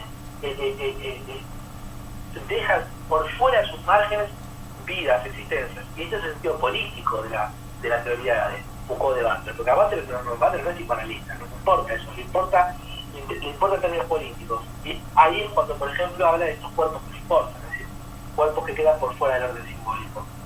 Más claro no puede ser. Hay cuerpos que quedan por fuera del orden simbólico que no son inteligibles. ¿Por qué? Porque no son ni hombres ni mujeres. En ese sentido encuentro una gran concordancia. Dicho esto, en lo que respecta a lo real, en la diferencia sexual, en Lacan, el punto más elaborado de Lacan para pensar la diferencia sexual real son las fórmulas de la sexuación. Y las fórmulas de la sexuación son escrituras lógicas. Ahora, ¿qué significa que lo real de la sexuación son escrituras lógicas? Significa, a mi modo de ver, también de un modo muy sencillito, si se trata de escrituras lógicas, entonces no son lugares, ámbitos, espacios donde la gente accede o no accede. Es decir, quiero decir, no se trata de que un hombre está en el lado hombre o en el lado mujer, una mujer está en el lado mujer o en el lado hombre, absolutamente no. ¿Qué es una fórmula lógica? Bueno, en todo caso es un modo de leer, de interpretar, una máquina de producción también de enunciados. Eso es lo que es la lógica, no es más que eso. En todo caso, lo que yo entiendo como la diferencia sexual real en Lacan, que son las formas de sensación, son modos de escritura de lo que Lacan llama lo imposible de la relación sexual. Es decir, modo de ser habitado por enunciados, lo voy a decir de este modo, en función de una máquina que produce enunciados. Por ejemplo, todos los enunciados que nos habitan y que se producen en función del ser son enunciados hombres. Son enunciados hombres. Para Lacan, el lado del ser es el lado hombre.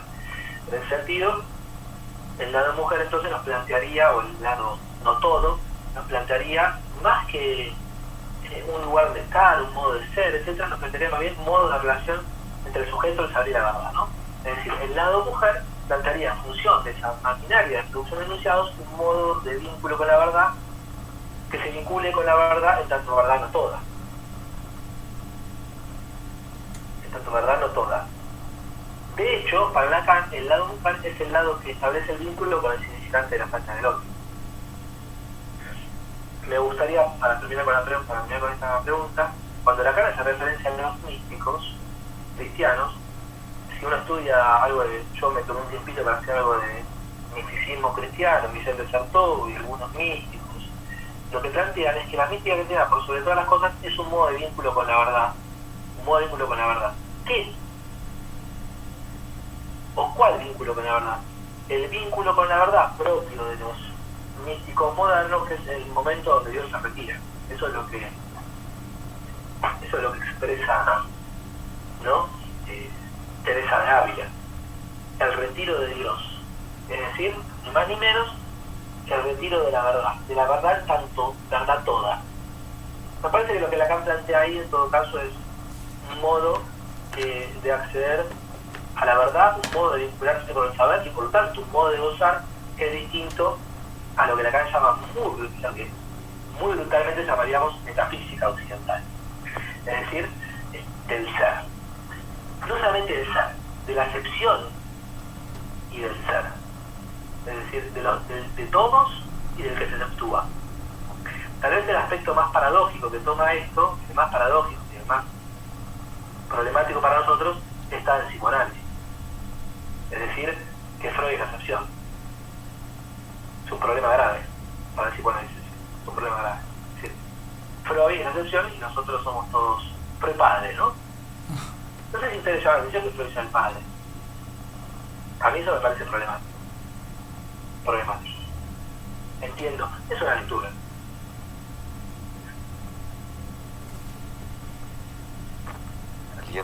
¿Alguien tendría alguna pregunta?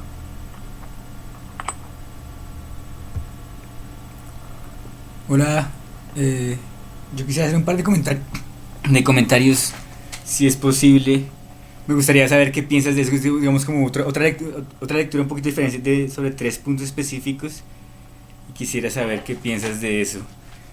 En primera instancia, digamos, uno podría pensar a Freud cuando habla del niño, de la dignidad del niño, cuando piensa a los demás como que todo el mundo tiene pene, como de una manera mucho más inocente, ¿no? Digamos, simplemente por ignorancia, ¿no? Como el hecho de yo tengo y el otro no se me ocurre tanto, sino es como simplemente como de todos deben ser algo similar. Y la forma de leerlo desde los niños y no desde las niñas puede ser simplemente también una cosa que después se plantea más fácil con Lacan, donde se diferencia, tenemos el pene del falo, que es justamente el paso de una cosa a la otra, donde el falo es un significante del goce, ¿no? Es un significante de uno mismo en tanto goce. Y por eso digamos que es más fácil definir la sexualidad masculina en tanto que nos queda más fácil a nosotros decir, si le doy goce a ese significante, yo gozo. Y a las mujeres les toca hacer un movimiento que es un poco más interesante, que justamente es la castración, que es cómo gozo yo directamente, cómo yo me salgo del goce a través del significante como definido, y gozo yo a mí mismo. Entonces digamos que hay una lectura donde uno podría decir, cuando dice, claro, la mujer puede encontrar el goce a través del niño, lo que sea, se puede ser como muy objetivo, lo que sea, pero puede ser también una lectura de que ahí está una forma, digamos, segura, como definida, de tener algo, un objeto, en donde plantear el goce propio. Entonces si lo tercereo, si digo, yo hago gozar al niño, yo gozo seguro, sí, y no tengo que pensar en mí mismo.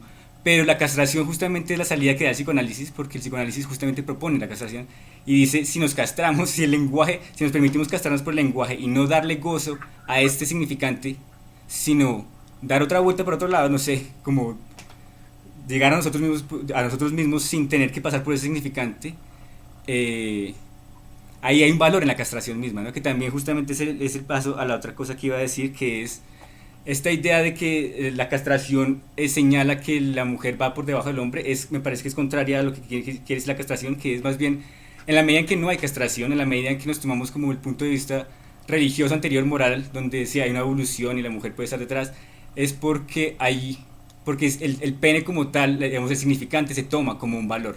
La castración toma es la idea de que el lenguaje, al dejarnos atravesar, que se ve mejor en Lacan, al dejarnos atravesar por otra cosa, por el lenguaje, por un interés o lo que sea, que nos elimine la idea de que mi goce tiene que pasar por la sexualidad, por el pene, por la cosa obvia. Por medio de esa castración podemos ser sujeto, podemos devenir sujetos, digamos, como ser otra cosa que no sea como la definición genital, ¿no? Entonces digamos que eso también se ha comprobado, digamos, ahora con un poco más de sexualidad femenina, digamos, como, qué sé yo, como con fuerza, que incluso también puede haber fetiche genital como al mismo nivel que la mujer, sino que en los hombres ha sido mucho más normal, como a través del tiempo, que tengamos el fetiche como de, el genital es lo que me trae como el placer. Entonces uno le toca salir de eso, de cierta forma. Eso es lo que me parece que plantea el psicoanálisis con la castración. Las mujeres no tienen, históricamente no han tenido tanto ese fetiche, o al menos no se ha registrado tanto, pero ahora podemos saber que sí, también pueden simplemente tener un fetiche con su genital y no salir de ahí, ¿no? Como que también el falo tiene esa cualidad donde uno puede objetivizarlo a tal punto donde uno se significa a uno mismo a través de él y se queda dando vueltas, repeticiones ahí, ¿no? Entonces la castración justamente me parece que es un movimiento hacia afuera de eso, de decir, existe la castración, existe la forma de negar este fetiche específico con el goce genital. Y el otro punto también parece que es, digamos que también vale la pena recalcar un poco la idea de la religión, del punto de que el psicoanálisis, digamos, sale de la religión un poco, es lo que nos permite mirar desde un punto de vista que no sea moralista, que no sea justamente que es mejor que lo otro, sino que justamente nos permite pensarnos a través de unos lugares que no son tan ideales. Digamos, yo también estaría en desacuerdo pensar que lo femenino y lo masculino no estaban definidos antes del siglo XVII, porque la religión claramente los define. Digamos, Adán y Eva existen y son los ideales de esto. Lo que pasa es que no son lo que pasa es que nosotros hemos hecho un movimiento de intentar llegar al ideal, donde en cambio antes, en ese momento, los ideales eran sagrados y hay un punto donde, claro, el vulgo no tenía forma de identificarse directamente con ese ideal y la sexualidad era un poco más diversa, pero sí existían estas dos cosas inmensas de Adán y Eva como ideales de lo sexual, ¿no? Como de los dos puntos. De ahí, al salir de eso es que entra como la idea de que podrían ser otras cosas, pero se encuentran a través justamente del trabajo de Freud sobre la perversión, sobre la idea de que los invertidos no son una cosa anormal, sino que todo el mundo tiene simplemente fetiches. Que la sexualidad es un fetiche, digamos, la sexualidad es coger un objeto y que no le atraiga y que no tiene por qué ser de una forma o de otra, y eso Freud le dice claramente justamente en los tres ensayos, ¿no? Entonces también es como marcar como que es una salida de la religión un poco esto, y que a pesar de que estaba en su época, como digamos te tocaba atravesar ciertos momentos históricos, él en esos tres ensayos igual marca justamente que no hay un punto moralista, sino que cada uno tiene lo que luego llegaría a llamarse el objeto del deseo, digamos, cada uno tiene aquello que lo llama, y eso él lo marca como fetiche, lo marca como una cosa que es como a uno le atrae eso, y en eso consiste la sexualidad, y hay un momento donde no se puede desmarcar, que también digamos que es el punto de por qué la sexualidad es central, donde la sexualidad es un punto que nosotros tenemos de contacto con lo real, justamente, como la parte del cuerpo de la que no nos podemos demarcar. De cierta forma, por eso también por eso también lo plantea Freud, me parece a mí, como el centro, ¿no? Digamos, en el fondo, todos somos hijos de un deseo sexual, ¿no? Como que eso igual sí que está en el centro de nuestra vida. En una forma, digamos, filosófica, la razón de nuestra vida o el motivo de nuestra vida, como es el futuro, puede ser súper dispersa, lo que sea, pero en el pasado es como, igual todos estamos aquí porque nuestros papás en algún momento tuvieron sexo y nos tuvieron a nosotros, ¿no? Como que hay un centro ahí donde sí tenemos que hacer todos tenemos que hacer un recorrido de definición que sale de ahí, ¿no? Entonces, todos tenemos que, al menos, aunque sea desmarcarnos de ese lugar, igual tenemos que hacer algún trabajo sobre eso. Entonces, bueno, eso era todo lo que tenía que decir. Quisiera saber cómo si, qué tipos de comentarios tienes. Bueno, dijiste muchas cosas, muchas ideas, me perdí, honestamente te digo, no sé bien cuáles serían las preguntas. Creo que si querés me las puedes reformular o repetir, porque me perdí un poco en las preguntas, pero en todo caso, lo que yo intenté hacer es una lectura que yo llamaría una lectura política de los textos freudianos, y también se harán insistir por eso mucho, que obviamente no hay solamente una lectura, que se pueden estar cosas francamente diversas, hasta contradictorias, en la misma obra de Freud, y por lo cual, en todo caso, si traigo esta lectura, porque me parece sinceramente no la más verdadera o la más fiel al texto de Freud, sino en todo caso, en este momento de mi vida, la más interesante, y no mucho más que eso. No me parece buena idea, de mí también, lectura, porque me pareció que hiciste un salto un poco, a mi modo de ver, un poco brutal entre cómo Freud entiende la castrocina y cómo la entiende Lacan, que creo que hay ahí una diferencia, yo diría, radical, digamos. Y de hecho, también una diferencia radical, al menos a partir, yo creo yo, del seminario 8 en adelante, porque ya en el seminario 4 y 5 me parece que hay tal vez una comunión de ideas entre para lo que es el falo para Freud y el significante fálico en Lacan, ¿no? Que me parece que va a cumplir otro papel. Sí, es verdad que a mí me pregunto todavía, no lo tengo bien estudiado y no sé bien cuáles son los motivos por los cuales Lacan sostiene en ese sentido el término falo, con las obvias connotaciones que tiene, pero para Lacan el falo en todo caso tiene una función del orden del lenguaje, ¿no? Es significante en todo caso que produce las significaciones. Uno podría pensarlo estrictamente en términos lingüísticos, pero el hecho de que sea el falo que tiene como esa cosa sexual, ese tufillo sexual de la sexualidad, que a mí en principio me parece enigmático. Y con respecto a lo de la religión, no sé bien qué decirte. Entiendo que sí, que por supuesto, ¿no? Especialmente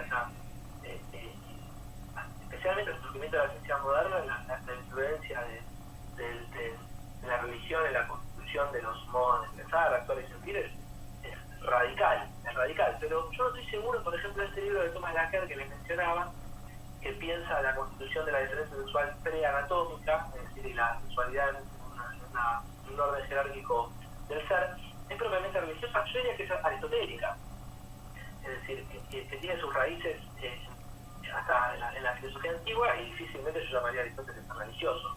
Pero es verdad que, no sé, es inevitable pensar problemas vinculados al saber antes de la modernidad, dejando de lado la religión. Lo último que dijiste con respecto al sexo, en relación a que nacemos en función del deseo sexual, ahí ya me perdí un poquito y no te seguí mucho. Mi hipótesis hoy fue sostener que, en todo caso, la importancia de la sexualidad o del sexo para el psicoanálisis tiene su fundamento histórico en función de un movimiento que se produce en la ciencia del cogito, que es forcluir la verdad del campo del saber, y que esa verdad agujereada, parecido al mundo, esa verdad que queda agujereada, gravita o se problematiza en torno a la pregunta del sexo o de la posición sexual, ¿no? Esa fue un poco mi idea. Pero bueno, te dejo los comentarios. En todo caso, si querés, es que viste que a veces es mejor leer las cosas, escucharlas, entenderlas un poco más. Si querés mandarlo, podemos conversar por otro medio. ¿Hay alguna otra pregunta? Hola Bruno, ¿qué tal? Hola. ¿Me escuchas? ¿Qué tal? Saludos, Joaquín, desde Corrientes, Argentina. Hola, ¿cómo estás? Bien. Tengo una pregunta con respecto a esta cuestión de la diferencia sexual en la tabla de la sexuación de Lacan. Hay una incógnita que yo por lo menos nunca la pude resolver.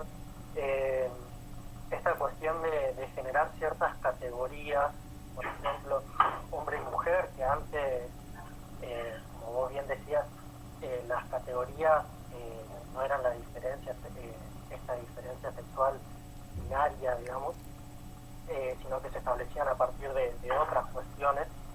En la tabla de la sección Lacan la diferencia el lado hombre y mujer, y pone en el lado mujer todo lo que respecta a la falta en ser, la tachada, el significante de una falta en el otro.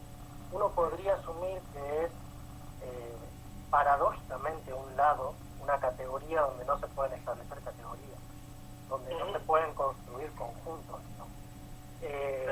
Entonces, no, ¿por qué sostener el lado mujer, que para mí eso fue también una de las grandes motivaciones de estas cuestiones tan controversiales como el goce femenino, esta cuestión del continente oscuro y demás? Cuando si es un continente entra dentro de una categoría y entra por tanto dentro del goce fálico. Entonces, ¿cuál será la posición del psicoanálisis con respecto a este tipo de categorizaciones? Ahí no tengo la cita clara, creo que es el Philippe de Lacan, que dice lo real es aquello contra lo que tenemos que ir en contra. Es decir, si hay un imposible para una cierta lógica, el discurso analítico podría trastocar de cierta manera esa lógica para que los imposibles cambien. Exactamente. Entonces, ¿cómo y por qué seguir pensando al lado mujer como mujer? O sea, lo que dijiste la cosa con una claridad, viste que no tengo mucho para agregar, suscribo con todo lo que dijiste. ¿Por qué y cómo? No estoy muy seguro. Tal vez en algún punto acuerdo yo con Alfredo Elstein que tal vez estos es muy difícil decir esto, yo no sé cómo llamarlo, sesgo de lectura o tal vez fenómenos de contrasubversión de lectura. Para mí son fenómenos de contrasubversión. Se propone una novedad y se lee en función de términos viejos. Creo que tiene que ver con lo que decía antes, que es, bueno, mencionar la religión. Tal vez tenga que ver con cierta posición religiosa del psicoanálisis, en el punto de creer que, con ese modo que tenemos de crear con los textos, que es un modo un poco religioso, ¿no? De creer que todo lo que pueden decir Freud, lo que pueden decir Lacan, son verdades. Y en ese punto creo que tal vez hay ahí una idea novedosa que no se pierde su novedad en función de lecturas que yo llamaría, bueno, que voy a decir freudianas, ¿no? Por ejemplo, la idea de tal continente, del enigma femenino, de qué quiere una mujer, todas esas preguntas que me parece que más responden más bien a problemas de época y que obstaculizan una lectura más pertinente, como creo que es la que vos tenés de la fórmula de la situación y de pensar el lado mujer más vinculado entonces a problemas de categorías, más vinculado a problemas de vínculo entre el sujeto y la verdad, ¿no? Está el problema también, hay que decirlo, de que Lacan llame de ese lado una mujer. A ese problema. O sea, hay en Lacan una disputa por los términos. O sea, no sé por qué Lacan quiere llamar, no estoy seguro por qué Lacan quiere llamar a eso mujer. Trajo muchos problemas. Pero creo que se produce en función de sostener una especie de continuidad lógica entre todo lo que es el psicoanálisis, como si no hubiese contradicciones, como no hubiese ideas que no pueden convivir dentro del mismo argumento. Para mí sucede un poco eso. Con respecto al goce femenino, me parece que es bastante notable lo que pasó. La idea es que la mujer, es decir, la mujer en un sentido anatómico, las personas que tienen aparato reproductor femenino y vagina, etcétera, tienen un goce suplementario ¿sí? Me parece, es una sexología barata, ¿no? Una sexología media baratita, medio choto, no le encuentro ni pie ni cabeza. No es, perdón, la respuesta no era satisfactoria, pero pasa que no sé bien lo que pasó ahí. No estoy seguro. Estoy de acuerdo con el diagnóstico. Está bien, y además gracias por la respuesta y por el tiempo. Y bueno, es una invitación también como la que hace Paul Preciado en noviembre del año pasado en la escuela de la causa freudiana, acerca de bueno, están estas categorías políticas, por ejemplo, de la diferencia sexual. Bueno, habrán que construir nuevas epistemologías, habrá que ir en contra de ese real. Sí, completamente. Hay que construir nuevas epistemologías y hay que ir en contra, ¿no? Me parece muy pertinente. En contra. Hay la idea, me parece que existe que lo real es modificable, ¿no? Que lo real es una especie de instancia en algún punto trascendente que está ahí, ¿no? Que no se puede modificar, que es con lo que hay que amigarse o con lo que hay que aceptar, ¿no? Y me parece que la idea de Lacan es que no, que en realidad hay que modificarlo. Hay que producir nuevas escrituras. De hecho, Lacan sostiene que el goce es la escritura, ¿no? O sea, para aceptar la modalidad de goce, en términos lacanianos, no hay que aceptar, voy a decir así, meramente los enunciados, meramente las significaciones, si quieren, sino aceptar el lugar donde se producen.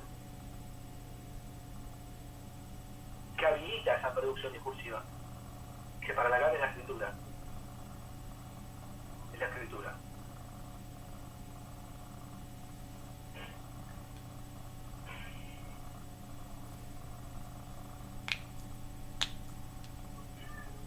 No sé si alguien tiene alguna preguntita más, alguna crítica, alguna opinión. Bruno, hola. Hola. Paz de Río Negro. Una consulta en relación a lo que decías sobre el psicoanálisis Foucaultiano. Pensaba, ¿no? ¿Es posible que no sea así? Digo, la historia no se te mete en el consultorio más allá de que vos quieras o no tratar con ella. La historia, la época, las relaciones de poder no entran igual en el discurso del paciente más allá de que vos quieras encerrarlo y hacerlo ortodoxo, por decirlo de alguna manera. Primero quiero decir, antes que nada, de responderte, gracias por la pregunta y por la atención, por encima te tengo acá enfrente mío, así que te vi toda la presentación. No puedo ver gente de Corrientes, de Enero, de Colombia, ¿no? Espectacular. La verdad que esta modalidad tiene, si bien se meten haters y bufarras y pedófilos a interrumpir, también produce esto, ¿eh? Es asombroso, es espectacular. Con respecto a tu pregunta, no, yo pienso que se puede hacer caso omiso de la historia. Pensás que hasta ahora quizás ya nadie lo hace, ¿no? O casi no le da nadie, pero hasta hace 20 años hubo tíos antiguamente que interpretaban en Díaz Penner, que interpretaban esas cosas. En Estados Unidos fue grotesco, por eso el psicoanálisis desapareció en Estados Unidos, lo borraron del mapa porque el modo en que el psicoanálisis se transformó en una especie de práctica normativizante de la madurez genital, ¿no? Del genital love, del amor, ¿viste?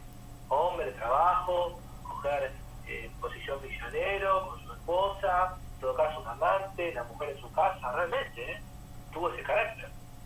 Por lo cual, no es obligatorio que la historia uno puede estar así. Uno no se puede estar así. Se puede estar absolutamente sordo. Pero está muy tomado por prejuicios, es una palabra muy livianita, por teorías civilizadas, se le decía antes. Impiden ver, impiden escuchar. Impiden ver y impiden. Por lo tanto, no creo que sea algo así como algo que necesariamente uno puede hacer todo el esfuerzo del mundo para dejar que eso no se presente. Yo tengo esa impresión. Yo tengo muchos pacientes que hacen reanálisis, que me cuentan intervenciones, especialmente pacientes gays, lesbianas, me cuentan intervenciones analistas que son así como del tipo que causan la feminidad, ese tipo de intervenciones, estoy hablando ahora, año 2016, 2017, sigue existiendo eso. Y en relación a esto que decías, como que la verdad del sujeto tiene que ver con su posición sexuada, estos comentarios, el otro día escuchaba en una radio, en una sección de un chico que es gay y hace como toda una sección LGTBIQ, hablaba de cómo en las películas las personas trans solo quedan en el lugar, películas, series y eso, como el lugar se les ha dado por ser trans. Y decía él como que, bueno, que era hora como de empezar a pensar que puede ser un abogado, digamos, no ser el trans de la novela. Y nada, me hacía acordar a esto que vos decías, porque es como que ahí quedan reducidos a eso que, bueno, más allá es la verdad del sujeto, ahí es como que es lo único que se muestra. Sí, bueno, ahora está en psicoanálisis, está en revisión, gracias a Dios, está en revisión la idea de que las personas trans son psicóticas, ¿no? Pero en función de la idea de Lacan se hizo una especie de dogma de eso y se pensó, se sostuvo eso durante muchísimo tiempo, casi hasta ahora casi nadie sostiene eso, muy incorrecto, políticamente hablando, pero lo cierto es que también es una idea muy grotesca, es muy grotesca, a mi modo de ver, es muy grotesca. En todo caso, lo que respecta al psicoanálisis y la sexualidad, yo lo que siempre propongo es pensar qué vamos a hacer nosotros con las categorías sexuales, es decir, ¿vamos a hacer tipos clínicos de posiciones sexuadas? La pregunta, es decir, ¿vamos a tener una clínica de la transexualidad? ¿Vamos a tener una clínica en la homosexualidad? ¿Vamos a tener una clínica así? Obviamente yo pienso que no. Pienso que tenemos que aflojar con eso. Durante muchísimo tiempo se hicieron ese tipo de cosas. No sé si nosotros estamos en condiciones de establecer una clínica en función de la posición sexual. Especialmente cuando nadie hizo una clínica de la heterosexualidad, ¿no? Es sorprendente. Pero bueno, de hecho, lo que decía y habló con unas amigas y con colegas es que creo que, en mi opinión personal, deberíamos abandonar las categorías de homosexualidad. Hay que empezar a utilizar otras categorías, me parece. Son categorías en desuso, categorías que tienen una genealogía, como les decía, para nosotros ya muy cuestionable, que deberíamos revisar. Y además otras categorías, como por ejemplo la categoría de gay, trae a colación, inevitablemente, porque la categoría está fundada en eso, el problema político, que creo que me parece importante para nosotros no desechar. Gracias.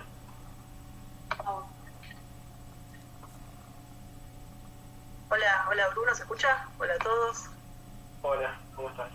Bien, soy Marina Begonja de Buenos Aires y bueno, estaba pensando en esto estuvimos hablando un poco de religión, ¿no? De verdades, de castración y digo, también es importante poder tolerar las contradicciones, ¿no? Nosotros como psicoanalistas y los vacíos de los grandes autores, sin tomarlo como verdades absolutas, donde caemos sino en esa paradoja de que es así porque así lo dijo Freud o Lacan, ¿no? Y tampoco es necesario aclarar que sus ideas responden a un contexto histórico, porque bueno, ellos también trabajaron con una clínica perteneciente a un contexto histórico, con pacientes con esos armados, diferente a lo actual, así que bueno, en todo caso repensar nosotros esto de cómo lo mencionábamos, de estas categorías que vos mencionabas recién, ¿no? Sin sentir que estamos haciendo una profanación. Así que bueno, te agradezco mucho, me voy con más preguntas de las que llegué, pero muy buena la exposición, gracias. Trajiste un tema que es la profanación, que me parece difícil, no hay que hacer profanación, pero tal vez sí tengamos que profanar, porque realmente en algún punto tenemos una idea media sagrada de los textos, ¿viste? Hay que hacer una especie de profanación de los textos. Quiere ser un poquito más irreverente en algún punto. Yo a veces me hago el chistoso y así a propósito, pero viste que acá tenemos un gran debate con respecto a Freud, viste que alguna gente se enoja porque se lo critica a Freud, no hay lío con eso. Pero yo, para mí, Freud es lo más grande que hay. Imagínense, lo estudio hace 20 años. Pero sí, siento que hay que aflojar un poco esa cosa tan... esto, ¿no? De tomar el texto como si fuese algo tan sagrado, ¿no? Es un libro, es un libro impresionante. Pero bueno, un libro así. Imagínense imagínense en el ámbito de la ciencia, esto lo dice siempre Alfredo y tiene razón, que Einstein haya dicho, no, pero ¿cómo voy a decir algo que contradiga a Newton? Obviamente hay que ser Einstein, ¿no? Hay que ser, no pasa por ejemplo Lacan, o ese tipo, viste, que son mentes brillantes, pero no pasa nada, eso no le quita validez a los aportes que hicieron. Y con respecto a lo de la época, hay algo también que es muy importante, que también, no sé si lo aprendí ahora no me ha sido, que es una obviedad, tal vez, pero no lo había pensado, que es que en todas las épocas hay ideas contradictorias también, no es que hay, porque parece que el hijo de la época, como nació en una época, pensás así. No, como nació en una época, nació en determinadas condiciones de posibilidad de pensamiento, pero en la misma época hay gente que piensa muy distinto. De hecho, estaba la joven homosexual y Freud pensaba muy distinto, ¿no? Pensaba muy distinto. Ella quería la igualdad y Freud decía que eso tal vez no iba a suceder porque, bueno, porque en algún punto había cuestiones vinculadas al propio sexuado.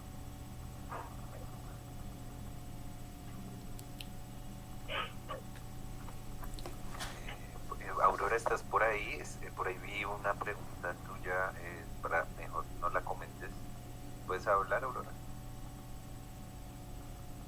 O bueno, yo te la hago acá, Bruno. Sí, hola, ¿me escuchan? Dale, Aurora, dale. Hola Bruno, ¿cómo estás? Saludos desde Bogotá. Muchas gracias por acompañarnos.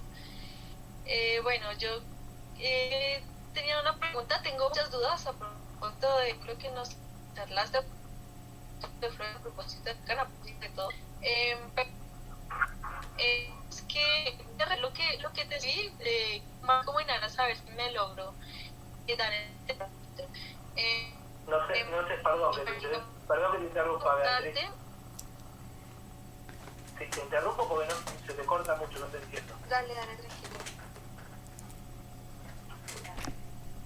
Dale, Sebas, no, Sebastián, si me ayudas más bien de pronto a leerla, y yo estoy igual pendiente de lo que me charle Bruno para responder, ¿vale? Bruno, la pregunta de Aurora es la siguiente. Dice, saludos de Bogotá. Dice, Freud habla sobre una amnesia infantil y las emociones sexuales de la niñez, planteando una conexión entre esa amnesia infantil con la amnesia histérica, estando esta última al servicio de la represión. En este sentido, y como también lo plantea él, el valor que cobra esta amnesia como dispositivo de control, en tanto se oculta el ser mismo, podría ser a fin de cuentas un aparato de captura de esa posibilidad subversiva de la mujer. Y vuelve y pregunta, en este mismo sentido, esto que propone el abolicionismo de género podría quizá posibilitar el ser una fuga de esa amnesia infantil histérica. Bueno, algo parecido de lo que te dije a Rodrigo, que me parece que tiene ideas, es una idea muy interesante y muy consolidada, pero no lo estudié el tema, no lo investigué, no tengo mucho para aportar, excepto me parece muy audaz lo que dice. Que avance, porque me parece una idea muy audaz, pero no lo tengo pensado para nada eso. Así que me disculpo, Beatriz, porque no tengo mucho para aportar, pero adelante, porque me parece una idea eso, subversiva.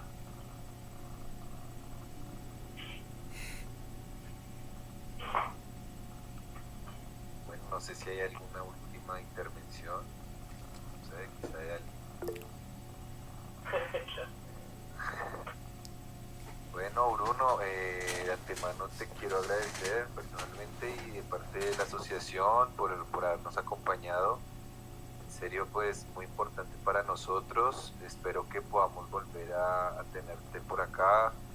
Ya hemos tenido también a algunos colegas también de Argentina. Tuvimos por acá también a Félix, tuvimos por acá también a Fernando Reverendo, algunos otros más. Vamos a tener también a otros. Y nada, una disculpa de antemano por lo que sucedió, pero creo que nos llevamos más aprendizajes, más hermandad posible. Y pues nada, Bruno, te agradezco enormemente tu tiempo, tu disposición, tu apertura y el diálogo que nos lograste compartir, que en serio seguimos haciendo movimiento y creo que eso es lo importante. Bueno, gracias a ustedes. Yo les agradezco la atención, la perseverancia por haberse quedado a pesar de las dificultades y bueno, yo le decía que era la primera vez que presentaba, creo que va a ser la última que voy a hacer esta presentación, de 3-4 veces en idea. Sé que está Isabel Cardoso, un par de amigas que estuvieron, que probablemente me hayan escuchado más de una vez, por tanto les agradezco también por tenerme semejante paciencia. Y bueno, nada, seguimos, así que los que tengan ganas, los que quieran contactarse conmigo, me pueden mandar un mail o un Facebook, o las redes sociales, donde quieran, seguimos en contacto. Así que muchas gracias. Vale, Bruno, un gran saludo a los tuyos, a tu familia y espero que te vaya muy bien, Bruno. Saludos. Chao, hasta luego. Chao.